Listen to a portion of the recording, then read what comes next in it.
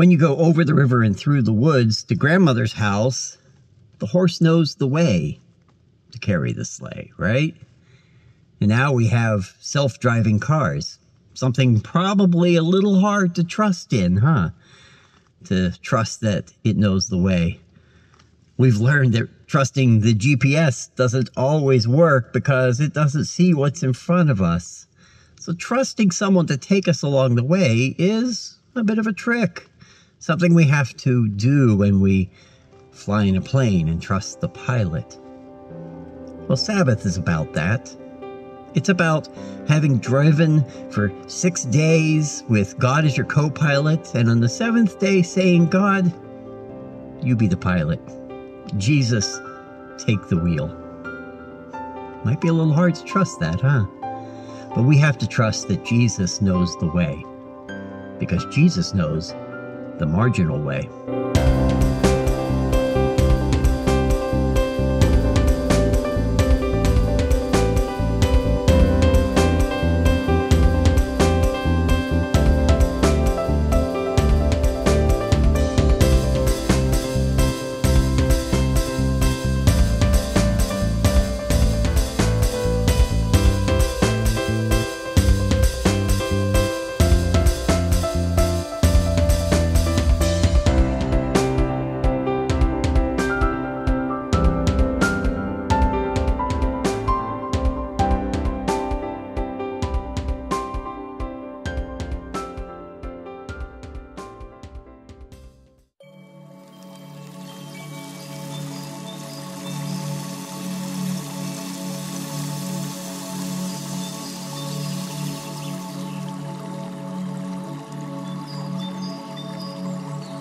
And if anyone is in Christ, there is a new creation.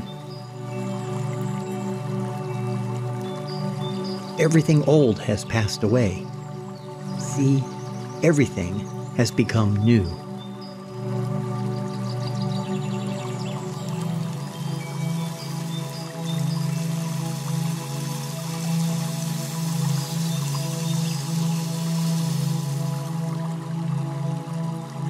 What does it mean to be a new creation? We all yearn for renewal, but are we willing to pursue it? How is our own personal renewal connected to new creation in others, in our communities, and in the world itself? Tending means to lean in the direction of something. To attend to something is to nurture it, grow it, build it, pay attention. So this is what we will do as we journey toward the new creation Christ intends for us.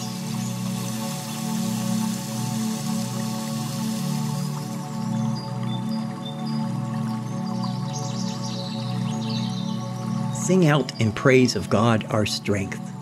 Acclaim the God of our ancestors. Begin the music. Take up the tambourine, the tuneful harp, and the lyre. Blow the trumpet on the new moon, and on the full moon, the day of our feast. For this is a law of Israel, a decree of the God of our forebears, laid as a solemn charge on Joseph when he went from the land of Egypt. Then I heard language too great to comprehend. When I lifted up the burden from your shoulders, your hands were freed from the builder's basket. When you cried to me in distress, I rescued you. I answered you cloaked in thunder. And even though you challenged me by the waters of Meribah, listen, my people, while I accuse you. If only you would listen to me, Israel. You will have no alien god among you, nor bow down to any foreign god. I am Yahweh, your God, who brought you out of the land of Egypt.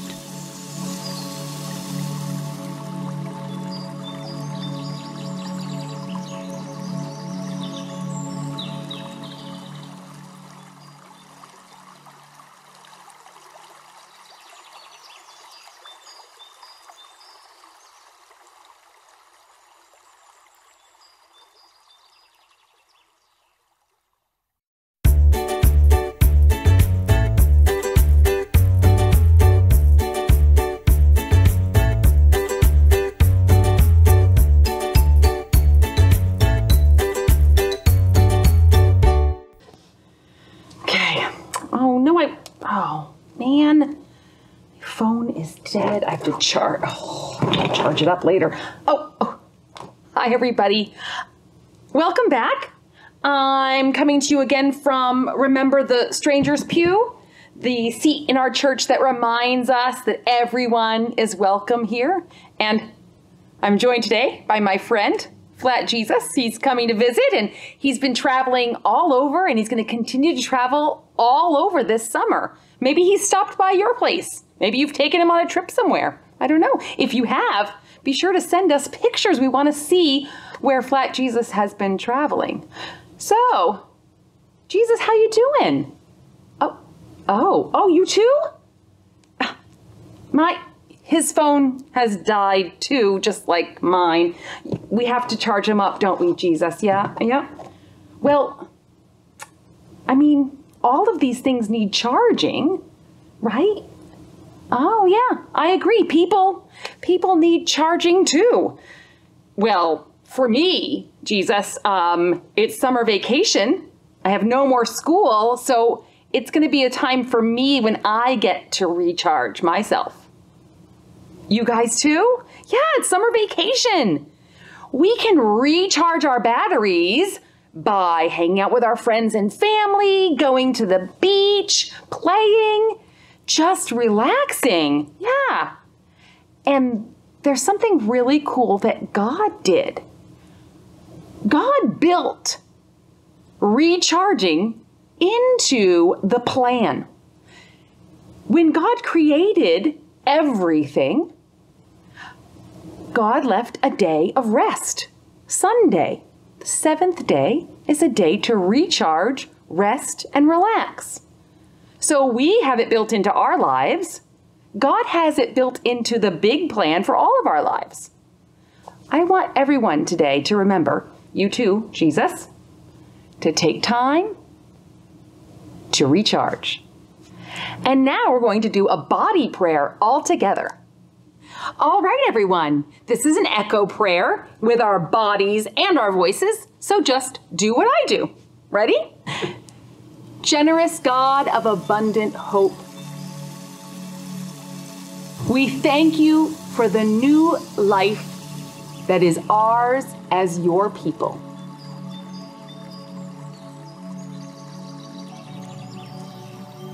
Open our hearts to your love, that we may be stirred to love others.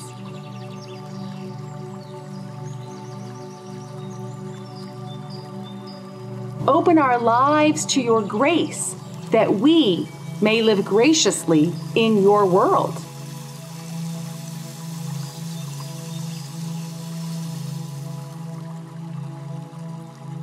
When fear makes our lives small and cramped,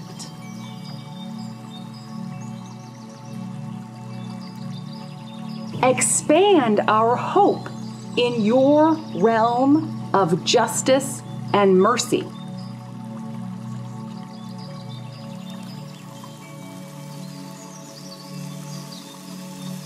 Empower us to live courageously the faith to which we are called.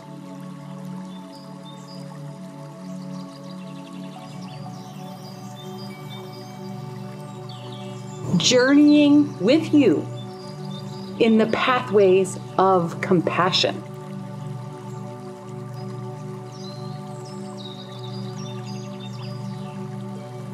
That lead us to an open and expansive life.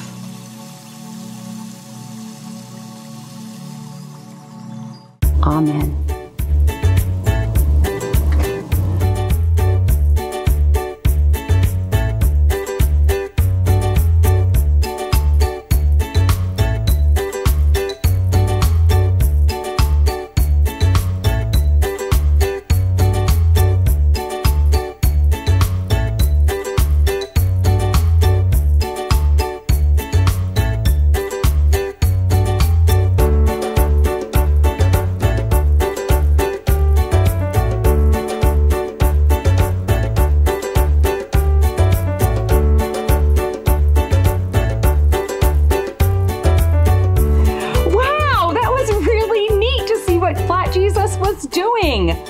Please send us pictures Show us what Flat Jesus has been doing with you and your family. I can't wait to see. Thanks for joining us, everybody.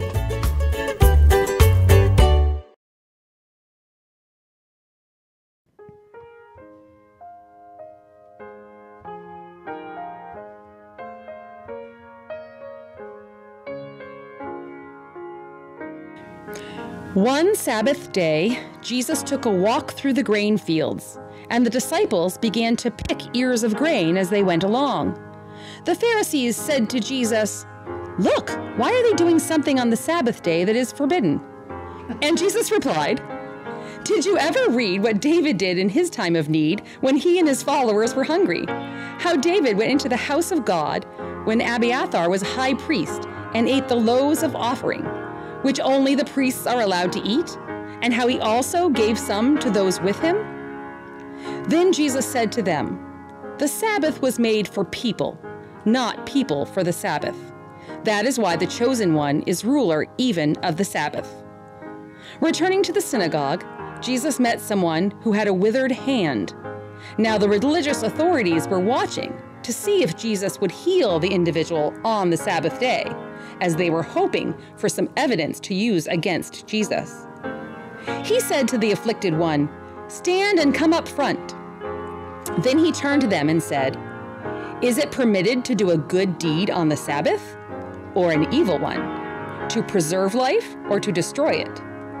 At this, they remained silent.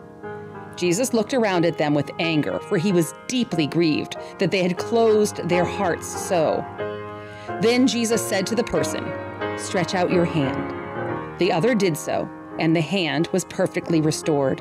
The Pharisees went out and at once began to plot with the Herodians, discussing how to destroy Jesus.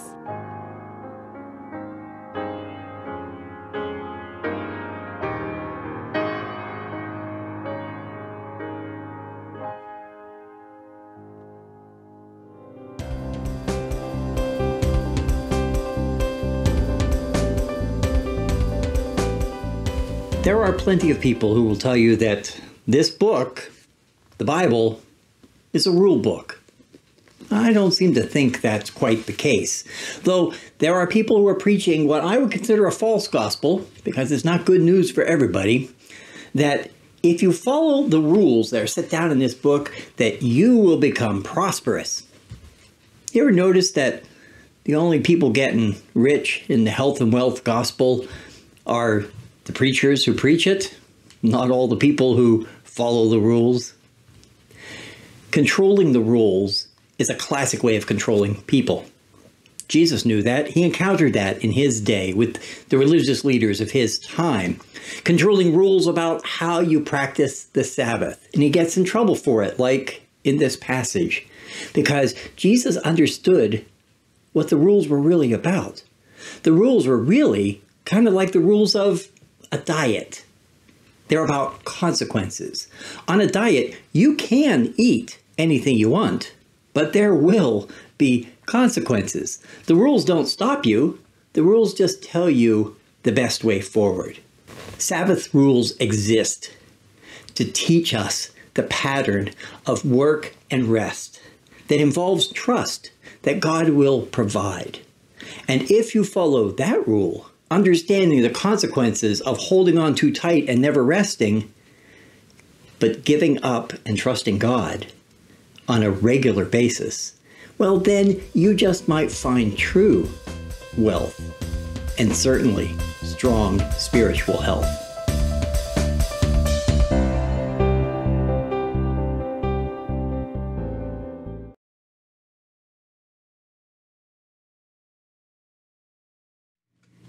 Were you aware that there are two versions of the Ten Commandments in the Bible? That might win you some points at a trivia contest sometime. Yeah, there are two. And they're identical except for the fourth commandment, the commandment to keep the Sabbath. And yes, they both say keep the Sabbath, but the reason for doing so is different in each of the versions. In the first, in Exodus, the reason is because God created the world in 6 days and rested on the seventh. So you are to work 6 days and rest on the seventh. Seems pretty straightforward. Then in the retelling of the Ten Commandments in Deuteronomy, a word that literally means second telling of the law, in that version, the reason for honoring the Sabbath is remembering that Yahweh, your God, brought you up out of bondage in the land of Egypt and set you free. Well, what's that have to do with resting, right? It has to do with what happened in the wilderness, the cycle of the manna. Remember that the manna came every day but the Sabbath, which meant that you had to collect extra the day before. You had to trust that this manna that spoiled overnight every other night would not spoil that night, because God said God would take care of you. And that's really what the commandment about Sabbath is. You keep these cycles because of trust, because you trust that it's not by your work, but by God's work that you will survive. The people in the wilderness learned that the hard way, and we need to be reminded of it. And even trust is involved in understanding Sabbath as a day of rest after 6 days of creativity, because it's trusting that the work that God did in creation is sufficient. It's more than sufficient. Remember what God said at the end of creation. Looked at all that had been created and said, that is good. And the word for good there is really wow. That's wow. That is amazing. And it is amazing. Creation is more than sufficient for all of our needs. And so we can trust in our God to provide. And that's what resting and recreating is all about. That's why we do recreational things, to recreate. But really, we are co-creating with God. We are allowing ourselves to trust that God will provide. Have you ever worked a third shift, worked the overnight shift? I have. And I can tell you that day and night reversal is a real thing. It's hard. It's hard to go to sleep when the sun is coming up. Your body doesn't want to do it. So you kind of have to trick your body into that. The best way, even if it's nighttime, you have a hard time falling asleep, the best way to fall asleep is to have patterns and rituals. That's what the scientists who study these things tell us. If you do the same things before you go to bed, you're communicating to your body, it's time to shut down, time to rest. And that's really what Sabbath cycles are about as well. If you force yourself on a regular pattern to take time off, to slow down, to stop, well, then you will find the renewal that rest brings. If you blast right through it, you and I both know you end up paying the price. That's why the Sabbath law is the law, not a law that imposes consequences from some external source, but they're internal consequences. If you don't follow this pattern, you'll pay the price. Trust me, you'll know it. And you and I both know that that is what happens when we ignore Sabbath, when we no longer rest. Another gift of Sabbath is that we don't do it alone. And we do it in time, but it reminds us of being out of time, because spirit is eternal. Notice that it's not infinite, it's eternal. Infinite means you start in time and it goes without end. Eternal means outside of time, and God's spirit is eternal. And on the Sabbath, we hold on to a bit of eternity. Eternity breaks into the time in which we are living because we pause and make space for it. You see, the sun sets at a steady time around the globe, but not at the same time, right? The sun is not setting here at the same time it is setting farther to the west. It hasn't set yet. And so as that happens for each of us on the Sabbath, our Sabbath begins. And in that moment, we can remember that everyone around us is experiencing the same thing, and there are those who are east of us who experienced it earlier, and those west of us who will experience it later. But in time, we will all have this moment of sundown on Shabbos happen. And because that is true, it's also true that those who have observed Sabbath in the past and those yet to come all somehow meet in this eternal space as one people, as God's people, remembering the creation yet again because we are outside of this creation for just that moment. That's a gift. It is a gift to set aside those times to meet with God, to move outside of time and feel the blessing of eternity, of eternal spirit. And it also binds us together. It provides us with identity. We are the people of God who know that time is not the only thing that exists, that God exists outside of time, and that we too, living within this time, have within us a spirit that lives beyond and outside of time. That's a true blessing. That's a blessing that we can find right here, right now. We don't have to wait for Sabbath. You know, they say that those who survive getting lost in the wilderness are the ones who learn to stop first. Don't make a plan immediately. Stop and think about it. And the way to go on a long trek like that is to find a little bit of rest in every step. That there's effort involved in the movement, but there's an equilibrium at every step you take. And if you can gather just a little bit of rest in that, that helps for the long run. Pace matters. How we experience this life matters. We can take on the burden and think that it's all ours and that there is no time but the present to get it done and burn ourselves out and not know who we are or whose we are. For we are children of God, and we are named by that identity. If we can slow down and pause and take a breath, and in that breath know the breath of God, true spirit, which is not limited by time, but is our Sabbath rest here and now and forever. Amen.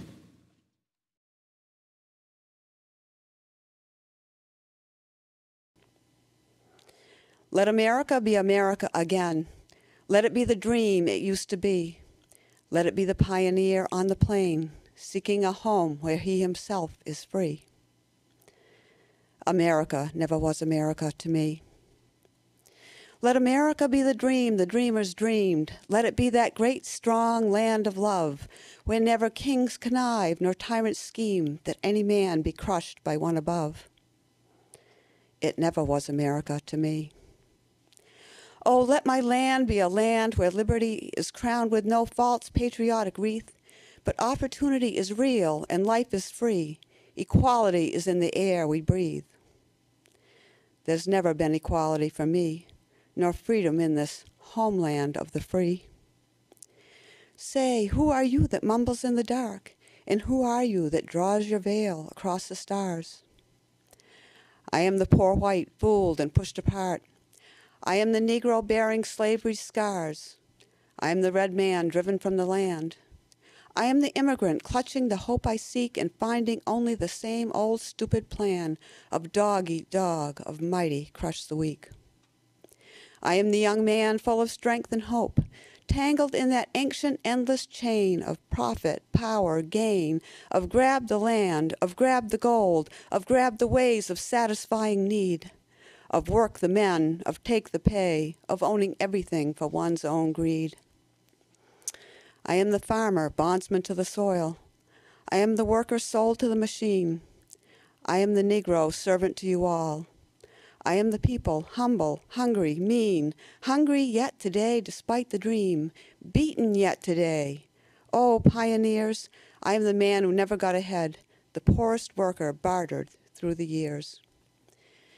Yet I'm the one who dreamt our basic dream in the old world while still a serf of kings, who dreamt a dream so strong, so brave, so true that even yet its mighty daring sings in every brick and stone and every furrow turned that's made America the land that has become. Oh, I'm the man who sailed those early seas in search of what I meant to be my home.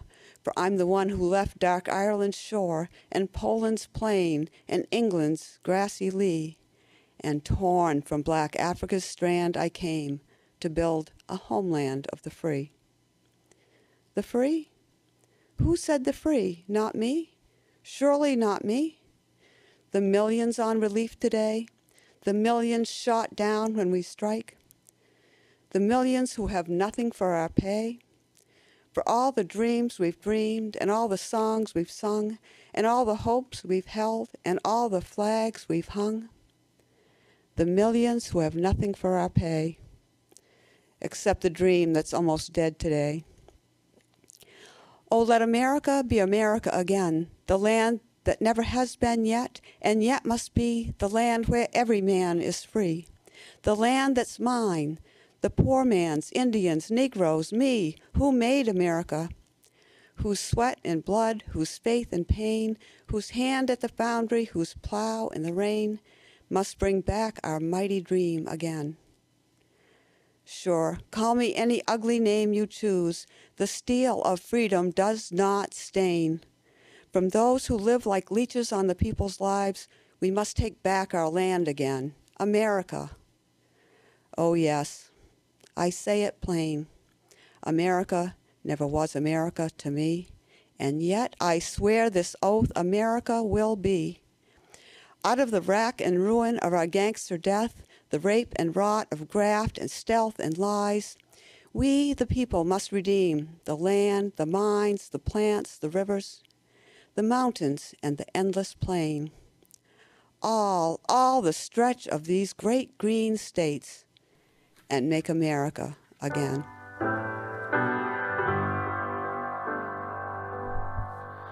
Blackbird singing in the dead of night.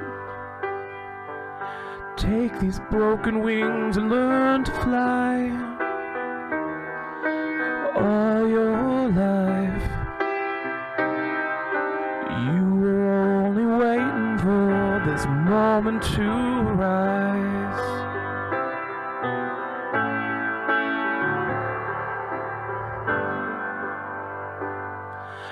Blackbird singing in the dead of night. Take these sunken eyes and learn to see. All your life, you were only waiting for this moment to be free. Blackbird, fly. Blackbird, fly into the light of a dark black night.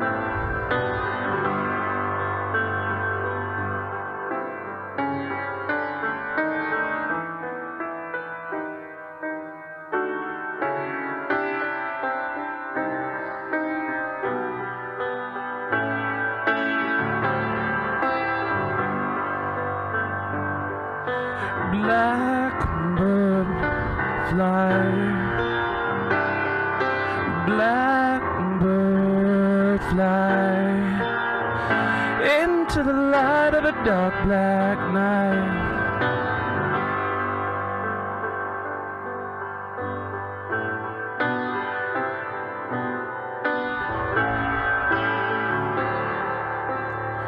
Blackbird singing in the dead of night.